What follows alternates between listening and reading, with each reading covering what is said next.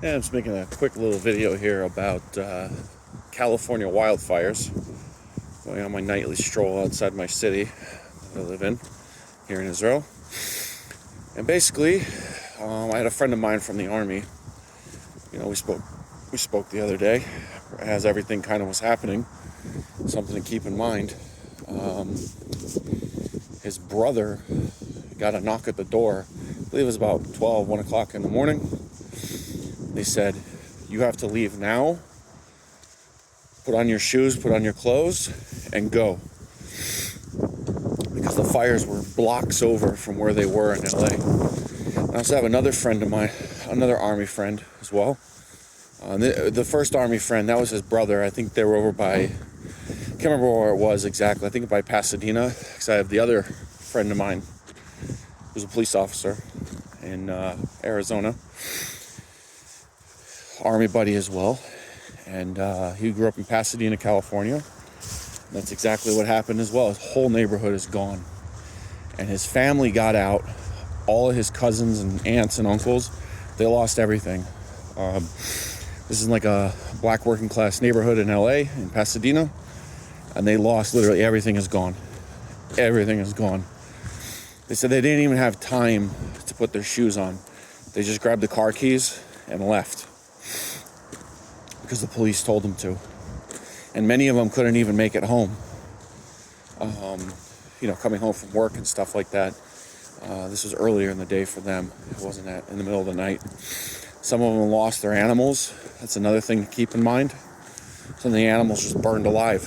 They're there in the backyard, in and outside from the doggy door, the whole thing. It's pretty rough. Pretty rough. I mean, just imagine that. Everything was gone. You go to work in the morning, and you don't have a home to come home to. So that's something I want people to keep in mind. Go bags are definitely for sure. Water, having water and calories to pack on in case you got to dip out in a scenario like that. But this kind of reinstates why I think it's important to actually have a real bug out location. I think more times than not, when we're talking about a big event happening, natural disasters, the whole thing, that's why I want to have a bug out location. Because if I have a bug out location, I know that at least if I lost everything else, and I have to rummage through the rubble afterwards and get my gold coin stash and whatever else I get and that survives, then I'm going out. I'm going to my bug out property, and I'll figure it out. I'll figure it out from there. At least my motto has always been that when it all goes up in smoke, up in flames, I know that at least if I can get to my bug out property, that's 2 hours and 45 minutes away, at least when I'm in America, I know for sure, without a doubt, I could show up, crack open a can of seltzer, crack open a jar, because I'm going to start jarring again, a jar of potatoes and carrots and all that stuff, and some beef. I know without a doubt I could cook some food, turn on the radio, depending on the situation, if there's a radio signal or whatever's going on, or phones are down and all that. I know for sure I could show up and I could have a meal and mentally prepare myself for where everything stands. And I know a lot of people are talking about bugging in. I really don't believe that, because the types of events that we're planning for, look at this big hole. The types of, you can't see it. I'll come back. The types of events that we're planning for, you're not going to be able to, whatchamacallit? Oh, what's that noise? The events that we're planning for, you're not going to have those as an option. You're going to have to leave. And that's what I see more times than not. Floods, we see fire now, we see earthquakes. You don't have anything to go home to.